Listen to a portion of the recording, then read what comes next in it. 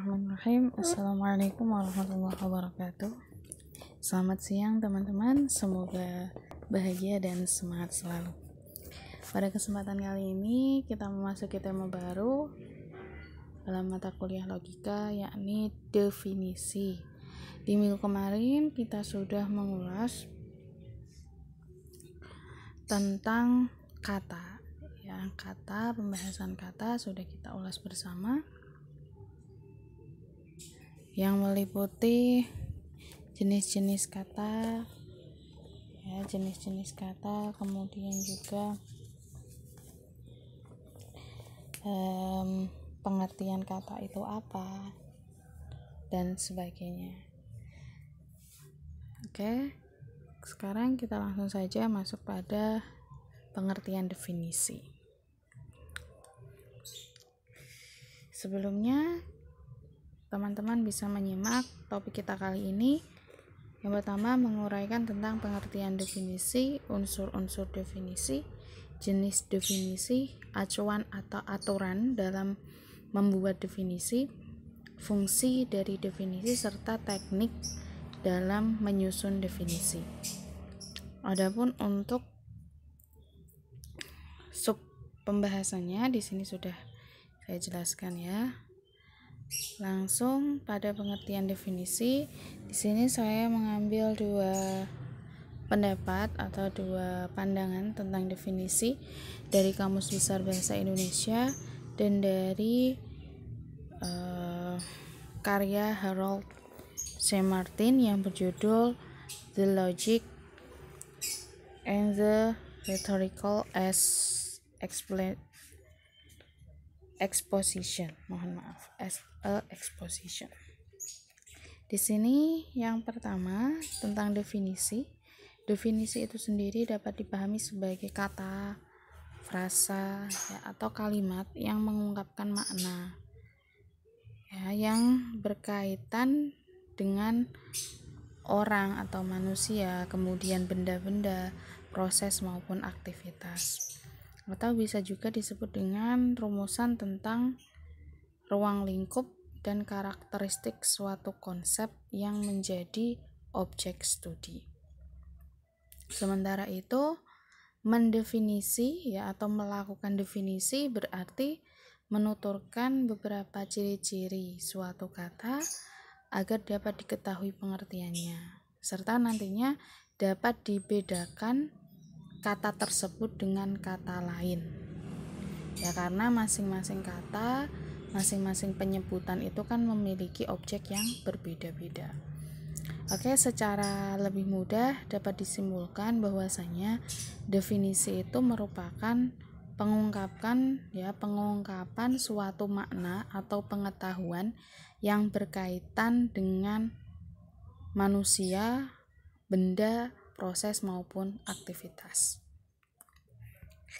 Berikutnya unsur-unsur definisi, unsur atau komponen atau bagian dari definisi. Di sini kita klasifikasikan menjadi dua. Yang pertama dari segi konten, yang kedua adalah dari segi struktur. Dari segi konten terdiri dari dua jenis. Yang pertama disebut dengan definendum atau term yang didefinisikan. Yang kedua adalah definiens atau term atau susunan term yang mendefinisikan. Maksudnya bagaimana? Sebagai contoh, term yang didefinisikan adalah kursi. Misalnya yang didefinisikan kursi ini berarti sebagai definendum.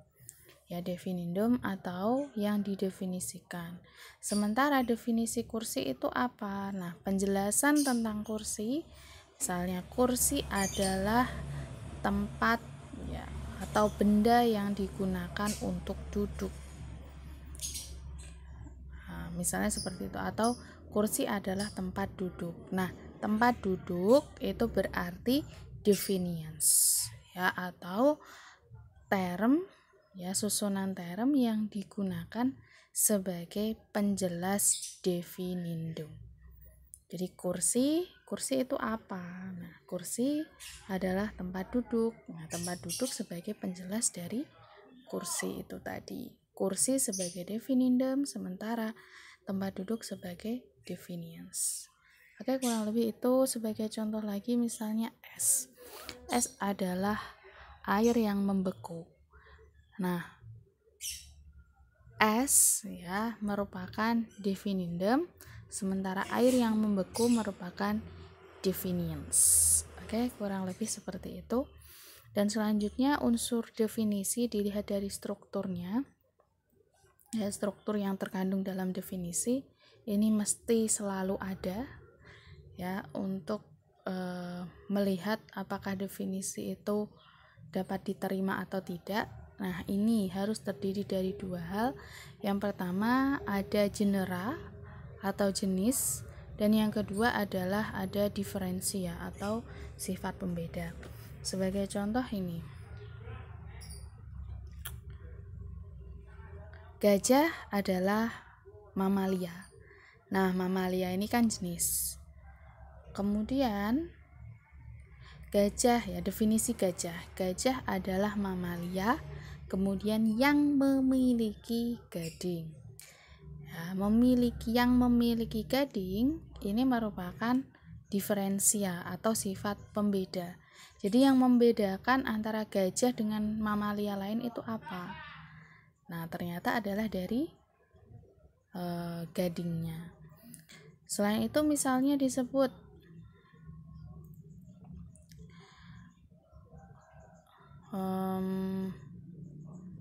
jerapah ya, jerapah adalah mamalia ya, berarti sama dengan gajah, jenisnya sama-sama mamalia ya, akan tetapi ini diferensianya, yang memiliki leher panjang. Nah, berarti yang memiliki leher panjang, yang memiliki gading itu merupakan diferensia bagi setiap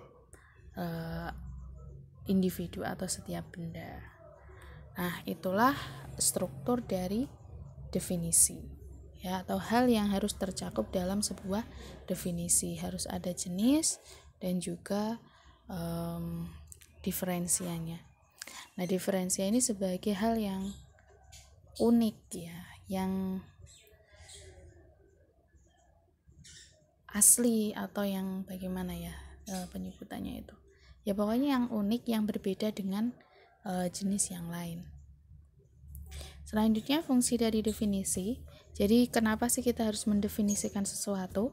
Yang pertama adalah menjelaskan batasan sebuah konsep.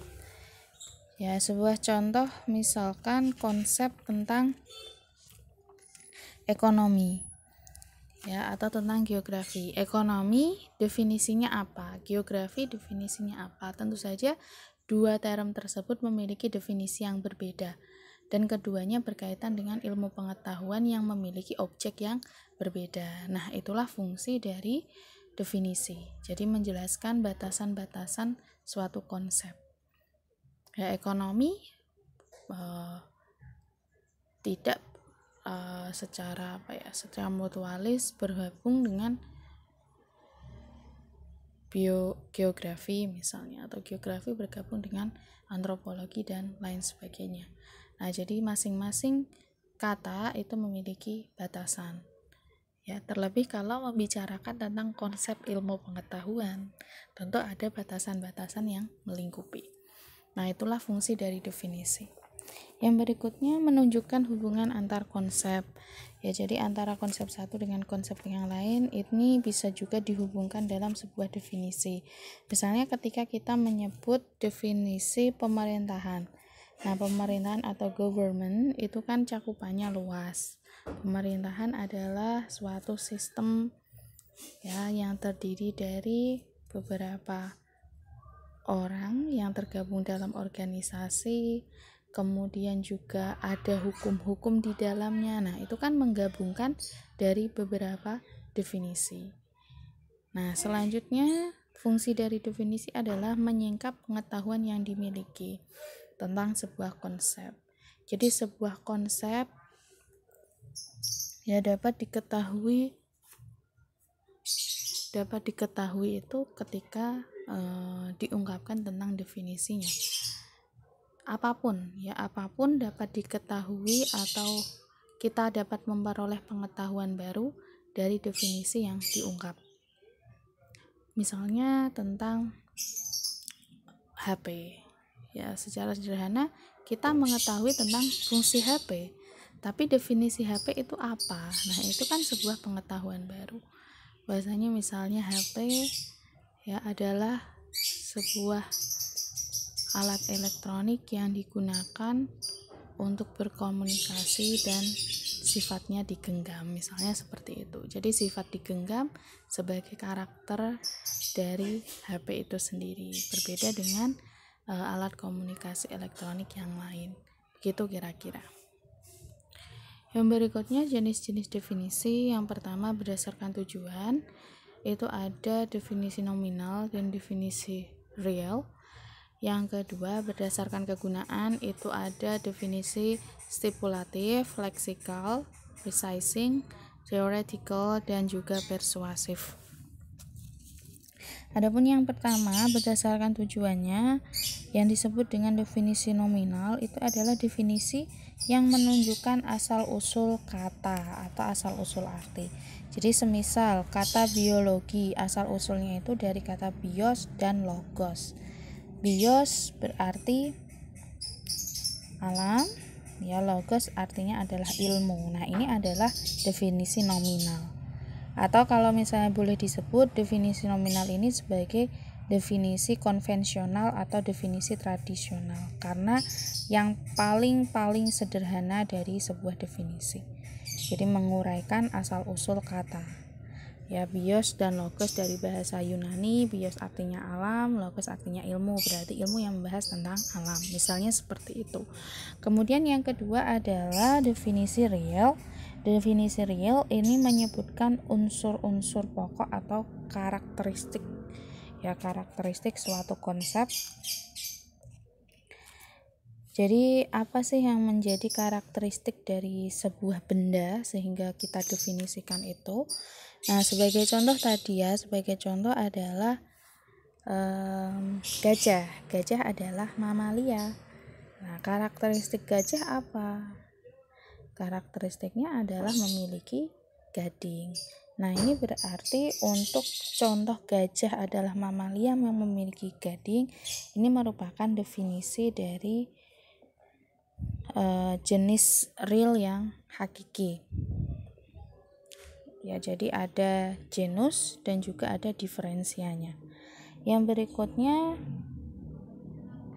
ada yang disebut dengan real deskriptif atau gambaran yang menyebut semua ciri-ciri. Jadi ketika ada definisi yang menyebut secara deskriptif tentang ciri-ciri yang dimiliki oleh term atau kata yang diungkapkan definisinya itu atau definendum, maka itu disebut dengan definisi deskriptif atau definisi gambaran. Selanjutnya ada definisi kausal, yakni yang ditandai dengan sebab musabab. Ya, misalnya definisi banjir. Banjir adalah bencana yang terjadi ya karena. Nah, kata karena ini menjadi kausal. Jadi ketika kalian menjumpai definisi ada kata karena atau disebabkan, maka itu disebut dengan definisi kausal. Dan ada juga definisi tujuan, yakni ketika ada definisi yang ditandai kata untuk. Ya, untuk atau berfungsi. Nah, itu berarti disebut dengan definisi tujuan. Misalnya komputer adalah ya alat elektronik yang berfungsi untuk. Nah, itu merupakan definisi tujuan. Selanjutnya jenis definisi berdasarkan kegunaannya ada stipulatif. Definisi stipulatif itu sendiri adalah definisi yang timbul karena otoritas atau karena kesewenang-wenangan orang yang membuat definisi tersebut, atau bisa juga stipulatif ini sebagai definisi baru. Jadi sebelumnya tidak ada, kemudian ada salah satu orang atau salah satu tokoh yang mengungkapkan definisi tersebut. Ini bisa disebut dengan definisi stipulatif. Ya, sebagai contoh kata antibiotik, kemudian juga kata entrepreneur, ya, dan lain sebagainya. Jadi istilah-istilah baru yang dikembangkan oleh para ahli itu disebut dengan stipulatif. Biasanya ini banyak ditemukan dalam sains, ya, dalam sains atau ilmu-ilmu kealaman, yaitu banyak sekali istilah-istilah baru yang digunakan. Itu berarti disebut dengan definisi stipulatif. Tergantung dari otoritas atau kewenangan dari penemu atau orang yang membuat definisi tersebut. Ya, tentu saja, tapi sesuai dengan kaidah, tidak asal-asalan. Yang selanjutnya adalah definisi leksikal. Leksikal berarti definisi yang ditemukan dalam kamus. Jadi, kalau misalnya teman-teman mendapat definisi dari kamus, itu berarti disebut dengan definisi leksikal. Selanjutnya ada definisi precising, ya, atau definisi yang mempertegas atau menjadikan sesuatu itu tepat serta akurat. Sebagai contoh, definisi tentang hukum dan undang-undang. Ya, jadi ini kan sifatnya pasti. Kemudian juga tentang batasan-batasan waktu dan lain sebagainya. Selanjutnya ada definisi teoritis. Definisi teoritis ini dimaksudkan untuk mengungkap ciri-ciri teoritis tentang sesuatu. Ya, ini biasanya digunakan dalam istilah-istilah ilmiah, ya, misalnya oksigen, ya, kemudian juga genetik itu apa, ini kan ada penjelasan teoritisnya. Yang berikutnya persuasif. Definisi persuasif ini definisi yang sifatnya mengajak atau mempengaruhi orang lain, biasanya ditandai dengan kata-kata yang sifatnya emosional, ya, dan juga manipulatif. Ya, sebagai contoh misalnya ketika orang mendefinisikan tentang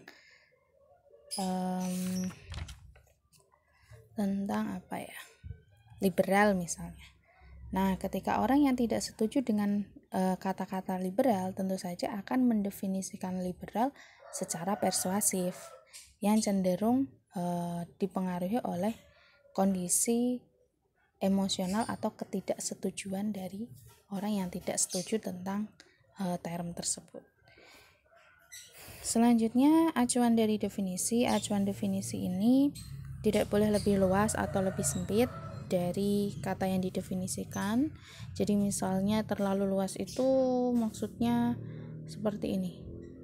Melati adalah bunga yang berwarna putih. Seperti itu saja, itu berarti terlalu luas, padahal bunga yang putih itu tidak semuanya adalah melati. Nah, itu berarti baru pada sisi genusnya, belum ada diferensialnya. Dan selanjutnya tidak boleh mengulang kata yang didefinisikan. Misalnya seperti ini, buku adalah, ya, atau misalnya apa,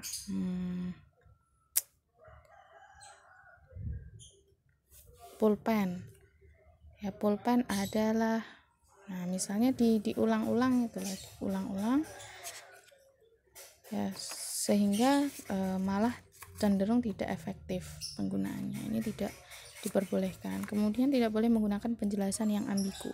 Jadi dalam membuat definisi itu harus jelas, tidak boleh ambigu atau memiliki makna yang simpang siur. Ya, contohnya tadi misalnya ya hampir sama seperti dalam mendefinisikan bunga melati. Ini perlu didefinisikan secara jelas, tidak boleh ambigu. Yang selanjutnya tidak boleh menggunakan bentuk negatif. Jadi misalnya jujur adalah tidak bohong, itu tidak boleh. Atau laki-laki adalah bukan perempuan, itu tidak boleh. Jadi harus didefinisikan. Ya, maksud dari laki-laki itu apa? Maksud dari jujur itu apa? Seperti itu.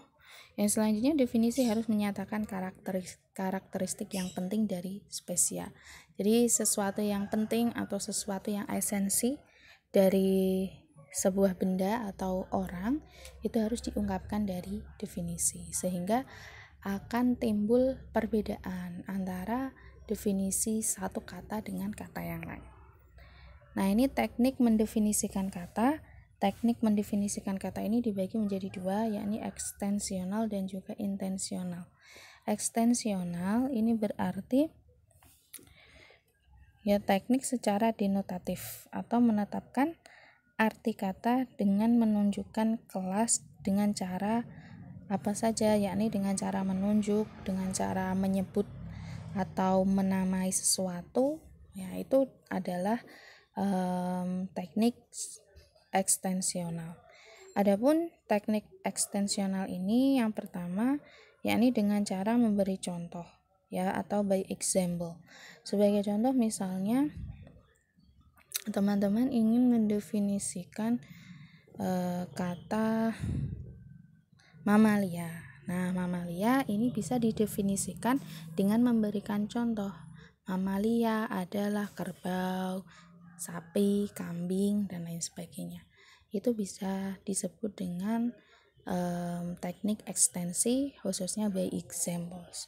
Yang selanjutnya adalah ostensive definition atau definisi yang bersifat demonstratif.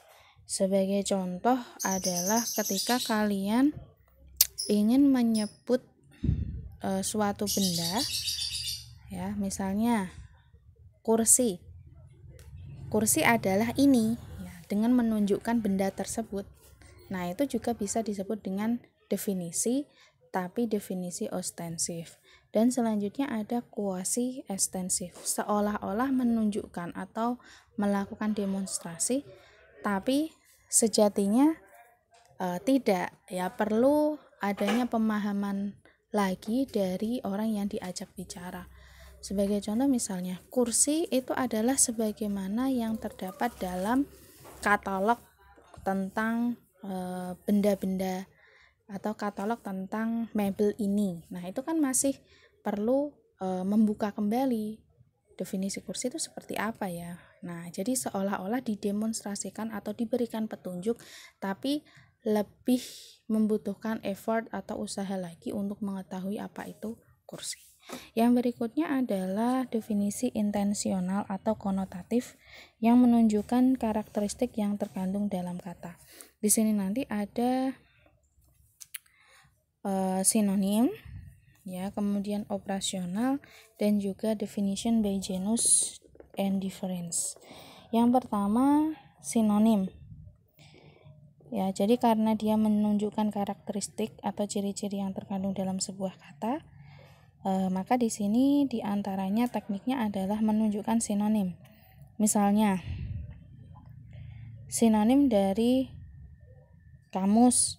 Kamus berarti kumpulan kata-kata. Nah, jadi kamus adalah kumpulan kata-kata.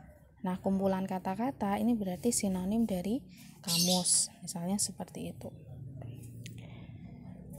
Kemudian yang kedua adalah operational definitions, atau definisi operasional. Ini berusaha menjelaskan konsep yang bersifat abstrak. Jadi kalau misalnya ada konsep-konsep yang bersifat abstrak, itu dapat dijelaskan secara operasional atau secara implementatifnya itu seperti apa, sehingga pembaca dapat dengan mudah memahami definisi tersebut. Yang selanjutnya adalah definisi dengan menyebut genus dan diferensia. Ini sebagaimana yang sudah kita bahas berulang-ulang. Jadi harus ada genus, harus ada jenis, dan juga diferensia atau ciri pembeda dari kata yang disebut tadi. Oke, barangkali itu yang bisa saya sampaikan terkait dengan definisi. Apabila ada pertanyaan, sanggahan, ataupun kritik, silakan boleh ditanyakan nanti pada saat sesi diskusi. Mohon maaf, billahi taufiq wal hidayah. Wassalamualaikum warahmatullahi wabarakatuh.